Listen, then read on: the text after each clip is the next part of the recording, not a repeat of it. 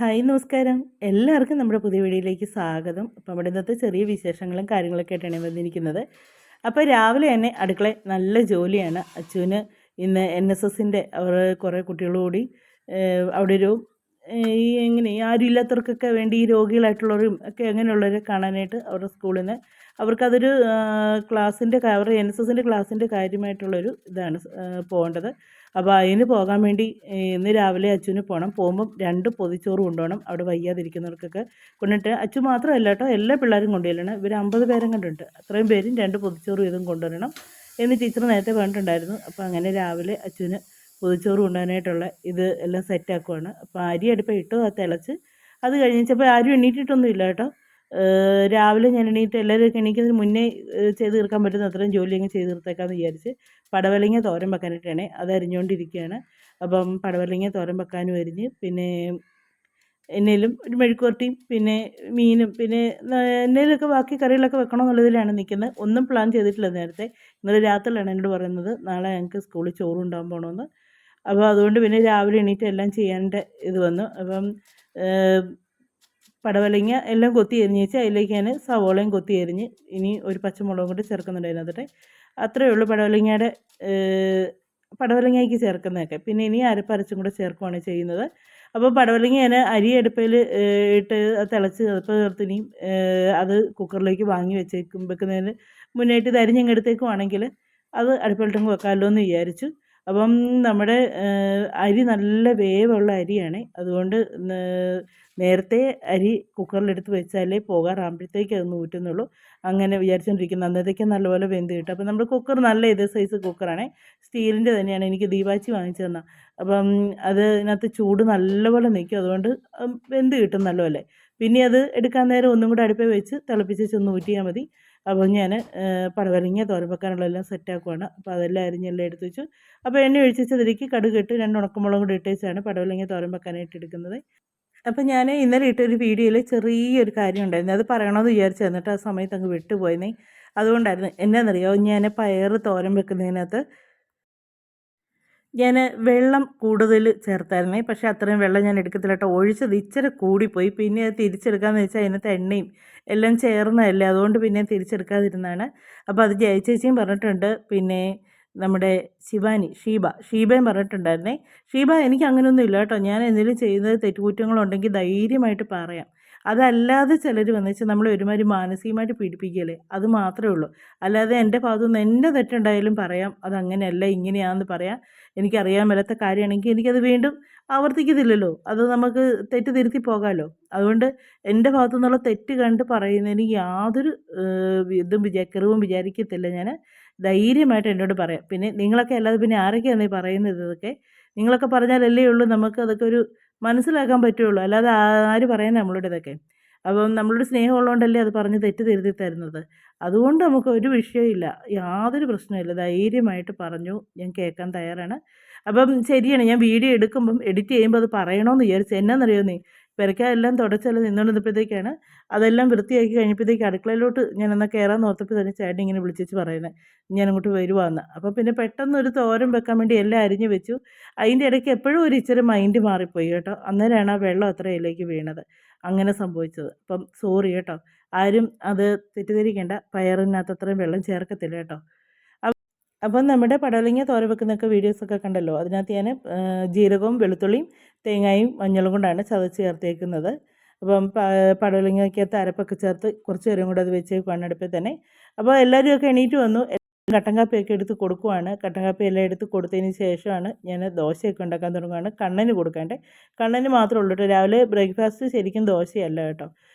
ദോശ ഇപ്പോൾ ഉണ്ടാക്കുന്നത് കുറച്ച് മാവ് ഇന്നലത്തെ ഇരിപ്പുണ്ടായിരുന്നു. അപ്പോൾ അതുകൊണ്ട് കണ്ണന് 2 ദോശ ഉണ്ടാക്കി കൊടുത്ത് അവനെ അങ്ങ് വിടാമെന്ന് വിചാരിച്ചു. രാവിലെ ഈ പോകാനുള്ള ഈ പൊതിച്ചോറ് ഉള്ള ധൃതിക്കിടയിൽ രാവിലത്തെ ബ്രേക്ക്ഫാസ്റ്റ് ഇച്ചിരി കഴിഞ്ഞ് ഞാൻ ഉണ്ടാക്കുന്നുള്ളേ. അപ്പോൾ കണ്ണന് ദോശ ഭയങ്കര ഇഷ്ടമാണ്. ദോശയും പഞ്ചസാരയും കൂടെ ഭയങ്കര ഇഷ്ടമാണ്. അപ്പോൾ അവനോട് പറഞ്ഞ് വന്നിട്ട് അവൻ കഴിച്ചോളാം. ഇപ്പം ട്യൂഷന് പോകുന്നതിന് മുമ്പ് 2 ദോശ ഉണ്ടാക്കി തന്നാൽ മതി എന്നുണ്ട്. അങ്ങനെ ദോശയൊക്കെ കണ്ണൻ ഉണ്ടാക്കി കൊടുത്തുകൊണ്ടിരിക്കുന്നു. കണ്ണൻ കഴിച്ചുകൊണ്ടും ഇരിക്കുന്നു. കണ്ണന് ആദ്യം കുറച്ച് 2 ഉണ്ടാക്കി കൊടുത്തു. പിന്നെ 4 മാവേ ഉള്ളായിരുന്നു. അപ്പം 3 കഴിച്ചപ്പോഴത്തേക്കും എനിക്ക് മതി എന്ന് പറഞ്ഞു. ഞാൻ പിന്നെ 1 കൂടെ ഉണ്ടാക്കി കൊടുത്തു. ഞാൻ പറഞ്ഞു അതും കൂടെ കഴിക്ക്, കാര്യം അത്രയും മാവായിട്ട് ഇനി കളയണ്ടല്ലോ എന്ന് പറഞ്ഞ്. അല്ലെ പിന്നെ ആ ഒരു ദോശ ഉണ്ടാക്കിയാൽ അതവിടെ ഇരിക്കും, വേറെ ആരും കഴിക്കത്തുമില്ല, ഒന്നുമില്ല. അപ്പോൾ അതുകൊണ്ട് രാവിലെ ഞാൻ പറഞ്ഞു നീ ഇതും കൂടെ കഴിച്ചിട്ട് പോകാൻ പറഞ്ഞു. അപ്പോൾ അവന് മതി മതി എന്നൊക്കെ പറഞ്ഞ് മനസ്സില്ലാ മനസ്സോടെ പിന്നെ ഒരെണ്ണം കൂടെ കഴിച്ച് നമ്മൾ ഒരെണ്ണം കൂടി ഉള്ളൂ, അത് നല്ലപോലെ മൊരിച്ചെടുത്ത് തരാമെന്നൊക്കെ പറഞ്ഞു. പക്ഷേ ശരിക്കും മൊരിഞ്ഞൊന്നുമില്ല കേട്ടോ. മൊരിയുന്നതിന് മുമ്പേ ഞാനിങ്ങനെ എടുത്ത് അവന് പോകാൻ സമയമായിക്കൊണ്ടിരിക്കുന്നു, അവൻ ധൃതി വെക്കുകയും ചെയ്യുന്നു. അപ്പം കണ്ണനുള്ള ഈ ഒരു ദോശയും കൂടെ കൊടുത്തു കഴിഞ്ഞാൽ രാവിലത്തെ ദോശ ഉണ്ടാക്കൽ കഴിഞ്ഞു. പിന്നെ അടുത്ത കറി വെപ്പ് തന്നെയാണ് വീണ്ടും അടുത്ത ഇതായിട്ട് ഉള്ളത്. കറി വെക്കാനായിട്ട് അടുത്ത് ഇനി എന്നതാ വെക്കേണ്ടതെന്ന് ഇങ്ങനെ ആലോചിക്കുമായിരുന്നു. പൊതിച്ചോറിനകത്തേക്കാൾ ഒരു കറി മാത്രം ഇങ്ങനെ വെച്ച് വിടുന്നത്, 2-3 കറിയെങ്കിലും വേണ്ടേ. അവരൊക്കെ എന്ന് പറഞ്ഞാൽ വയ്യാതിരിക്കുന്ന മനുഷ്യർ. പിന്നെ വീട്ടിലെ ആഹാരങ്ങളൊക്കെ ഇങ്ങനെ അപൂർവമായിട്ട് അവർക്ക് കിട്ടത്തുള്ളായിരിക്കും, ഇങ്ങനെ ഓരോരുത്തർ ഇങ്ങനെ പൊതിച്ചോറായിട്ട് കൊണ്ട് കൊടുക്കുമ്പോഴായിരിക്കും കിട്ടുന്നത്. കഴിക്കുമ്പോൾ അവർ നല്ലതായിട്ട് കഴിക്കട്ടെ. അപ്പോൾ 2-3 കൂട്ടം കറിയൊക്കെ വെച്ച് നല്ല ഇതായിട്ട് അങ്ങ് ഉണ്ടാക്കി കൊടുത്തേക്കാമെന്ന് വിചാരിച്ചു. അങ്ങനെ കണ്ണൻ ഒരു ദോശയും കൂടെ കൊടുത്തേച്ച് കണ്ണൻ പോകാനായിട്ട് തുടങ്ങി. കണ്ണൻ പോയി, ചേട്ടൻ കണ്ണനെ കൊണ്ടുവിടാൻ പോയി. അപ്പോൾ ആ സമയത്ത് ചേട്ടനും അച്ചുവും കൂടെ കുടുംബത്തോട്ടും കൂടെ പോയി. അപ്പോൾ വെണ്ടയ്ക്ക മെഴുക്കുവരട്ടി വെക്കാനായിട്ടാണ്. ഞാൻ എപ്പോഴും വെണ്ടയ്ക്ക മെഴുക്കുവരട്ടിക്ക് ഇങ്ങനെ നീളത്തിലാണ് അരിയുന്നത്. ഇത് പക്ഷേ ഞാൻ ചെറുതായിട്ട് റൗണ്ടിലങ്ങ് അരിഞ്ഞ്. കാര്യം ഇന്നൊന്ന് വ്യത്യാസപ്പെട്ടിരുന്നോട്ടെ എന്ന് വിചാരിച്ചുകൊണ്ട് ചെയ്തതാണ് കേട്ടോ. അപ്പോൾ എന്നിട്ട് അതിൻ്റെ കൂടെ ഇച്ചിരി പച്ചമുളകും കൂടെ ചേർക്കുന്നുണ്ട് ഞാൻ. വേറെ സവോളയൊന്നും ചേർക്കുന്നില്ല. ഇങ്ങനെ അരിഞ്ഞ് ഞാൻ മെഴുക്കുവരട്ടി വെക്കുമ്പോഴത്തേക്ക് സവോളയൊന്നും ചേർക്കത്തില്ലേ, പച്ചമുളക് മാത്രമേ ഇതിൻ്റെ കൂടെ ചേർക്കത്തുള്ളൂ. ഉപ്പും ചേർത്ത് അത് എണ്ണയിലിട്ട് തന്നെ വറുത്തെടുക്കുകയാണ് ചെയ്യുന്നത്.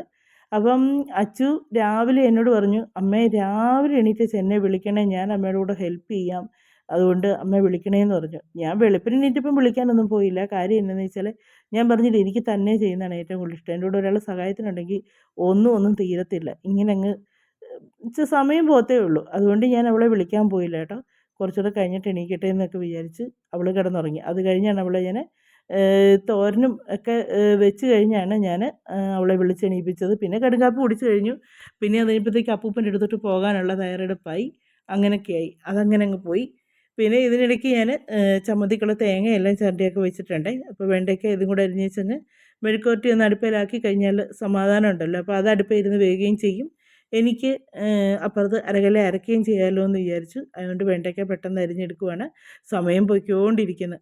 അപ്പോൾ നിങ്ങൾ വീഡിയോ ഒക്കെ കണ്ട് നിങ്ങൾക്ക് ഇഷ്ടപ്പെടുവാണെങ്കിൽ, നിങ്ങൾ ആദ്യമായിട്ട് കാണുന്നവരാണെങ്കിൽ ഒന്ന് സബ്സ്ക്രൈബ് ചെയ്തേക്കണേ, ലൈക്ക് ചെയ്യുക, കമൻറ്റ് ചെയ്യുക, നിങ്ങളുടെ അഭിപ്രായങ്ങളൊക്കെ പറഞ്ഞോളൂ കേട്ടോ. എനിക്കങ്ങനെ ആരോടും കെറുവൊന്നും തോന്നില്ല കേട്ടോ അഭിപ്രായങ്ങളൊക്കെ പറയുന്നതിന്. അതന്നേരം പറഞ്ഞു അങ്ങ് പോയി, അത്രയേ ഉള്ളൂ. അഭിപ്രായം പറയാനല്ലേ കമൻറ്റ് ബോക്സ് ഇട്ടേക്കുന്നത് അല്ലേ. അപ്പം വെണ്ടയ്ക്കായ്ക്ക് വേണ്ടതെല്ലാം അരിഞ്ഞു. ഇനി പച്ചമുളകും കൂടെ അരിഞ്ഞു കഴിഞ്ഞാൽ വെണ്ടയ്ക്കയുടെ എല്ലാം സെറ്റായി. എന്നിട്ട് ഇനി അത് അടുപ്പിൽ വെച്ചാൽ മാത്രം മതി കേട്ടോ. അപ്പോൾ ഞാൻ ഈ കാണിച്ചു തന്നതെന്ന് വെച്ചാൽ മിക്ക വെണ്ടയ്ക്കായ്ക്കകത്തും ഇതുപോലെ പുഴുവാണ് കേട്ടോ, അകത്ത് കറുത്തിരിക്കുന്നത്. നമ്മൾ ശരിക്കും ശ്രദ്ധിച്ച് വേണം അരിഞ്ഞെടുക്കാനായിട്ട്. നോക്കി നോക്കി നോക്കി നമ്മൾ ചെയ്തില്ലെങ്കിൽ അത് പറ്റത്തില്ല. അപ്പം നമ്മൾ വീട്ടിൽ നിന്ന് പറിക്കുന്നതാണെങ്കിൽ നമുക്ക് ഇഷ്ടം പോലെ നല്ല വെണ്ടയ്ക്ക കിട്ടും, ഒരു കേടുമില്ലാത്ത നല്ല ഫ്രഷ് ആയിട്ടുള്ള വെണ്ടയ്ക്ക കിട്ടും. പക്ഷേ നമ്മുടെ ഈ പ്രാവശ്യത്തെ വെണ്ടയ്ക്ക നട്ടതിൻ്റെ തൈകളെല്ലാം അങ്ങ് പോയി. അത് മാറ്റി നട്ട് കഴിയുമ്പോഴത്തേക്ക് എന്നതോ പ്രശ്നം പറ്റി പോയതെന്ന് തോന്നുന്നു, അതെല്ലാം അങ്ങ് പോയി. ഇനി പുതിയ അരിയൊക്കെ ഇരിപ്പുണ്ട്, അത് പാകണം. അപ്പം ഞാൻ വെണ്ടയ്ക്ക മെഴുക്കോട്ട് വെക്കാനായിട്ടാണ് എണ്ണ ഒഴിച്ചേക്കുന്നത്. എണ്ണ ഒഴിച്ചിട്ടുണ്ടല്ലോ, ഇതിങ്ങനെ ഒന്ന് ചുറ്റിച്ചേച്ച് വെക്കാമെങ്കിൽ ഈ വെണ്ടയ്ക്ക മെഴുക്കോട്ട് വെക്കുമ്പോഴത്തേക്ക് വെണ്ടയ്ക്ക അതിനകത്ത് പിടിക്കത്തില്ല. ഞാൻ എപ്പോഴും വെക്കുന്നത് ഇങ്ങനെയാണ്, ഒന്ന് ചുറ്റിച്ചേച്ച് വെക്കുമ്പോഴത്തേക്ക് നമ്മളെ സമയം ആ സൈഡിലൊന്നും എണ്ണമയം ഇല്ലാതെ അങ്ങോട്ട് ഇടുമ്പോഴത്തേക്ക് ആ പാത്രത്തിലെല്ലാം അങ്ങ് പെട്ടെന്ന് കയറി അങ്ങ് വെച്ചാൽ ചീനിച്ചട്ടി നല്ലപോലെ ചൂടായിട്ടിരിക്കുമല്ലേ, അതുകൊണ്ടാണ്. അപ്പോൾ ഞാൻ ഇച്ചിരി എണ്ണ ഒഴിച്ചേച്ച് അതിലേക്ക് കുറച്ച് കടുക് ഇട്ടേച്ച് വെണ്ടയ്ക്കായും പച്ചമുളകും കൂടെ അതിനകത്തേക്ക് ഇട്ട് കൊടുക്കുകയാണ്. പിന്നെ ഇച്ചിരി ആവശ്യമുള്ള ഉപ്പും കൂടെ ചേർക്കുന്നുണ്ട്. എന്നിട്ടിത് എപ്പോഴും ഇളക്കി കൊടുക്കുന്നില്ല കേട്ടോ. ഒരു സൈഡ് അങ്ങോട്ട് ആ ഇടുമ്പം ഇച്ചിരി ഉപ്പൊക്കെ ചേർത്ത് അതെല്ലാം ഒന്ന് പിടിക്കാൻ വേണ്ടി ഒന്ന് നല്ലതായിട്ട് ഇളക്കി കൊടുത്തേച്ച് പിന്നെ അത് ഇടയ്ക്കിടയ്ക്ക് വന്നിട്ട് ഇളക്കി കൊടുക്കുന്നതേ ഉള്ളൂ. കാര്യം എന്താണെന്ന് വെച്ചാൽ അത് ഒരു സൈഡ് മൂത്ത് കഴിയുമ്പോൾ നമ്മളിങ്ങനെ തിരിച്ച് മറിച്ചിട്ട് കൊടുക്കാമെങ്കിൽ പെട്ടെന്നത് മൊരിഞ്ഞ് കിട്ടും. അപ്പോൾ അതുകൊണ്ട് വെണ്ടയ്ക്ക എല്ലാം ഒന്ന് അടുപ്പിൽ വെച്ചേച്ച് ഇനി ഞാൻ ചമ്മന്തി അരയ്ക്കാനായിട്ട് പോകാമെന്ന് വിചാരിച്ചു കേട്ടോ. ഇപ്പോൾ ചമ്മന്തി അരയ്ക്കാണ്ട് ഞാൻ നേരത്തെ തേങ്ങയെല്ലാം ചുരണ്ടി വെച്ചിട്ടുണ്ടായിരുന്നു. അപ്പോൾ പുളിയും ഉപ്പും പിന്നെ പച്ചമുളകും പിന്നെ 2-3 ചുവന്നുള്ളിയാണ് ചമ്മന്തി അരയ്ക്കാനായിട്ട് എടുക്കുന്നത്. ഇപ്പോൾ പച്ചമുളക് വെച്ച് അങ്ങ് അരയ്ക്കാമെന്ന് വിചാരിച്ചു. ഞാൻ സാധാരണ മുളക് ചുട്ട് ഇങ്ങനെ അരയ്ക്കുകയാണ് ചെയ്യുന്നത്. ഇന്നിപ്പോൾ നേരത്തെ പച്ചമുളക് വെച്ച് അരയ്ക്കാമെന്ന് വെച്ചാൽ കഴിഞ്ഞ മുളക് ചുട്ടല്ലേ അരച്ചു കൊടുത്തത്. ഈ പ്രാവശ്യം അല്ലാതെ ചമ്മന്തി അരച്ച് കൊടുക്കാമെന്ന് വിചാരിച്ചു.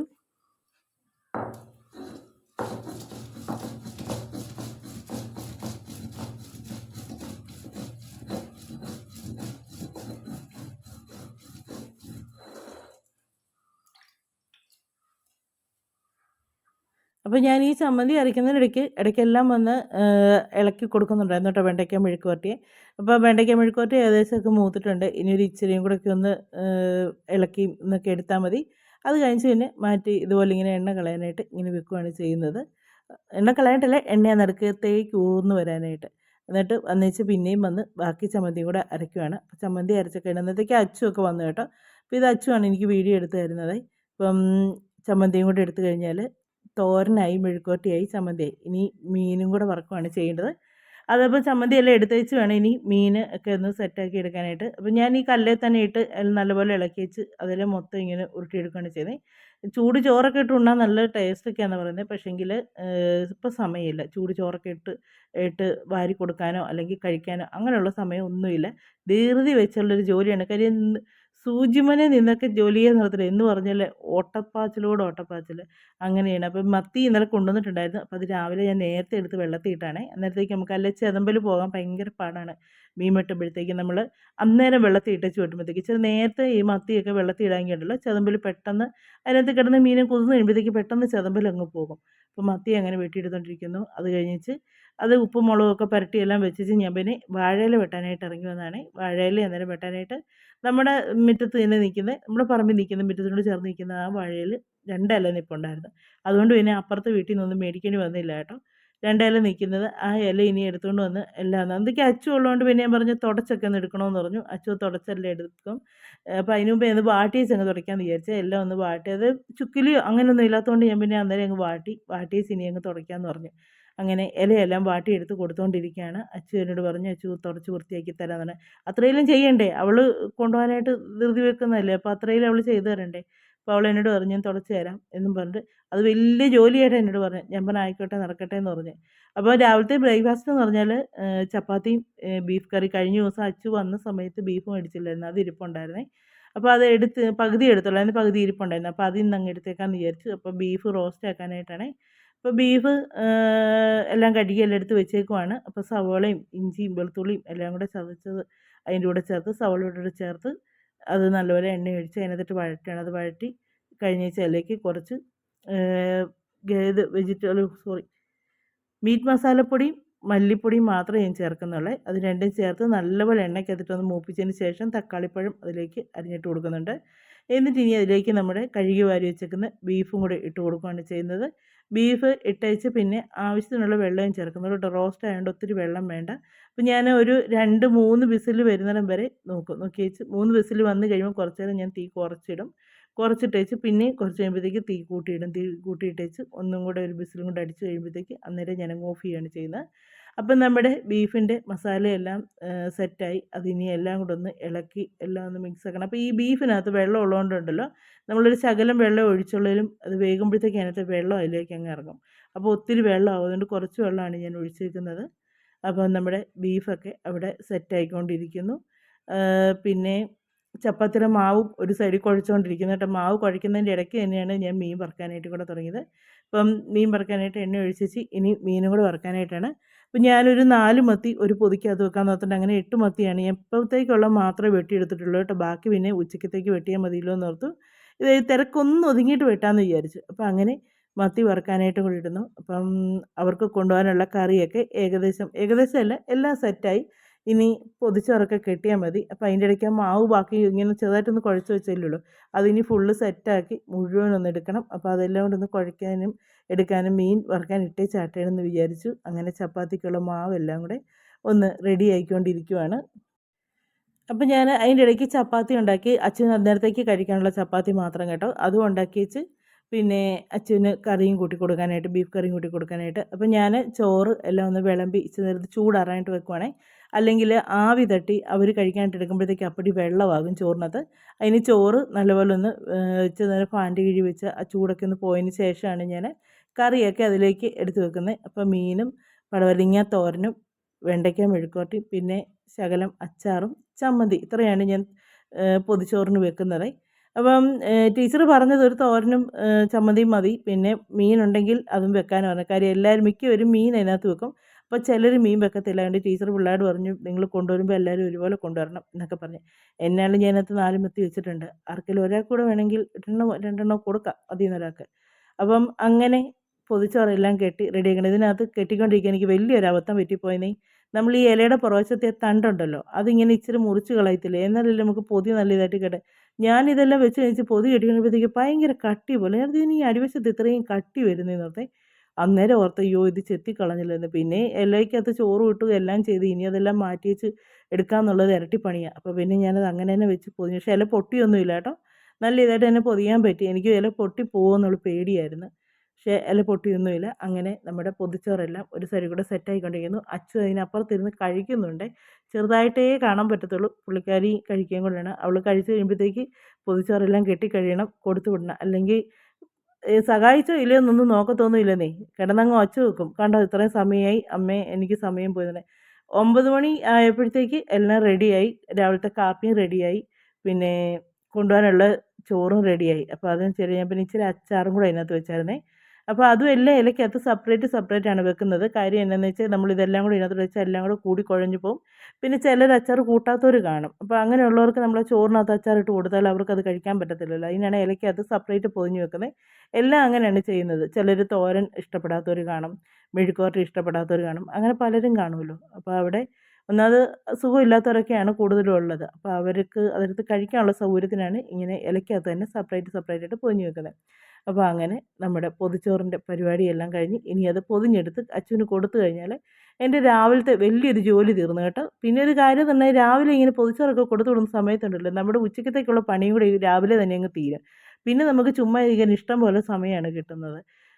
അപ്പം രാവിലത്തെ ചോറും എല്ലാം ഇനി കൊടുത്തു വിട്ടേച്ച് കഴിഞ്ഞിട്ട് വേണം ഇനി ഞങ്ങൾക്കുള്ള കാപ്പിയൊക്കെ ഉണ്ടാക്കാനായിട്ട്. അവന് അപ്പം അത്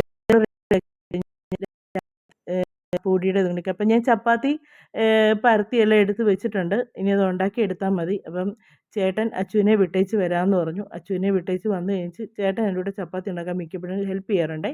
അതുകൊണ്ട് പിന്നെ എനിക്ക് അത്രയും ബുദ്ധിമുട്ടില്ല. അപ്പോൾ ബീഫ് ഞാനങ്ങനെ റോസ്റ്റ് പോലെ എടുത്തപ്പം ചേട്ടൻ പറഞ്ഞു ഇച്ചിരി ഫ്രൈ ആക്കി എടുക്കാൻ പറഞ്ഞേ.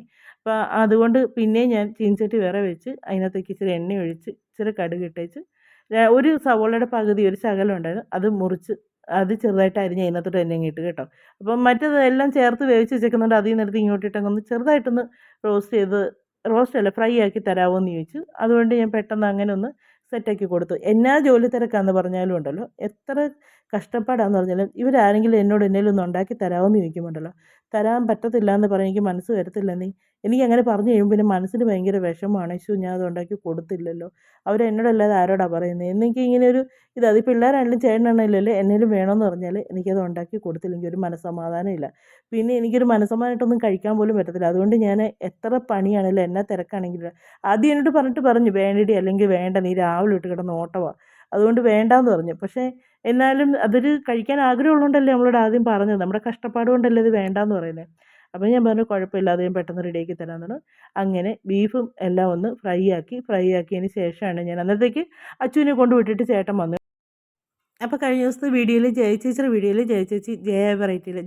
വീഡിയോയിൽ പറഞ്ഞ് ഞാൻ ചപ്പാത്തി ഉണ്ടാക്കുന്നത് കണ്ടായിരുന്നു. അപ്പോൾ അതുപോലെ ചേച്ചിക്ക് ആദ്യം മനസ്സിലായില്ല, അതെങ്ങനെയാണെന്ന് മനസ്സിലായില്ലായിരുന്നു പറയും.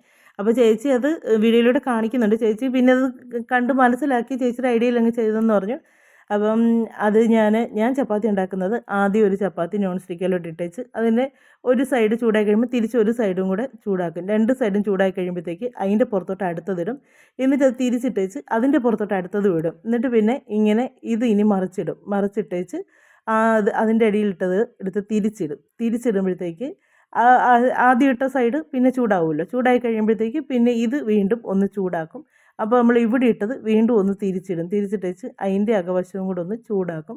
അങ്ങനെയാണ് ഞാൻ ചപ്പാത്തി എടുക്കുന്നത്. അപ്പം ഞാൻ 3 ചപ്പാത്തിയൊന്നുമല്ല കേട്ടോ, കുറേ ചപ്പാത്തി ഇങ്ങനെ ഒന്നിച്ചിട്ട് ഇങ്ങനെ തിരിച്ചും മറിച്ചും ഇട്ടൊക്കെ ചൂടാക്കിയെടുക്കുക. അപ്പോൾ ഇതിൻ്റെ പുറത്തോട്ട് ഇപ്പം അടുത്തിട്ട് ഇനി ആ സൈഡ് ചൂടാകുമ്പോഴത്തേക്ക് ഈ സൈഡിലോട്ട് ഒരെണ്ണം ഇട്ട് കൊടുക്കും. അന്നേരത്തേക്ക് നമ്മൾ ഇപ്പോൾ ആദ്യം ഇട്ടത് അതിൻ്റെ സൈഡ് ചൂടായി കഴിയുമ്പോഴത്തേക്ക് അത് തിരിച്ചിടുമ്പോൾ ഇത് ചൂടാകുമ്പോൾ ഇത് വീണ്ടും തിരിച്ച് ഇങ്ങനെ ഇട്ടേച്ച് വീണ്ടും അതൊന്നും കൂടെ മറിച്ചിട്ട് അതും കൂടെ ചൂടായി കഴിഞ്ഞിട്ട് പിന്നെയും വേണമെങ്കിൽ അതിൻ്റെ പുറത്തോട്ട് അങ്ങനെ അത് ഇങ്ങനെ എണ്ണമൊന്നുമില്ല കേട്ടോ. എനിക്കിഷ്ടമുള്ള അത്രയും എനിക്കത് എടുക്കാൻ പറ്റുന്ന അത്രയും ഞാൻ അതിനകത്തോട്ടിട്ട് തിരിച്ച് മറിച്ച് ഇങ്ങനെ ഉണ്ടാക്കുമ്പോൾ നമുക്ക് ചപ്പാത്തി പെട്ടെന്ന് ഉണ്ടാക്കി എടുക്കാൻ പറ്റുന്നുണ്ട് കേട്ടോ. നമ്മൾ കാണുമ്പോൾ ഓർക്കും ഭയങ്കര സംഭവം, അങ്ങനെ വലിയ സംഭവമൊന്നും അല്ലെന്ന്. നമുക്ക് എല്ലാവർക്കും ചെയ്യാൻ പറ്റുന്ന, എനിക്ക് ചെയ്യാൻ പറ്റുമെങ്കിൽ നിങ്ങൾക്ക് എല്ലാവർക്കും ചെയ്യാൻ പറ്റും, അത് ഉറപ്പാണ്. അങ്ങനെ ചപ്പാത്തി പെട്ടെന്ന് ചുട്ടെടുക്കുവാണ്. അപ്പോൾ ചപ്പാത്തി 2 സൈഡും എല്ലാം ഒന്ന് ചൂടായതിന് ശേഷമാണ് പിന്നെ തീ വെളിച്ച് പൊള്ളിച്ചെടുക്കുന്നത്. എൻ്റെ കെട്ടിയവന് ആകെപ്പാടെ അടുക്കള ചെയ്യാനറിയാവുന്ന ഈ ഒരൊറ്റ പരിപാടിയേ ഉള്ളൂ കേട്ടോ.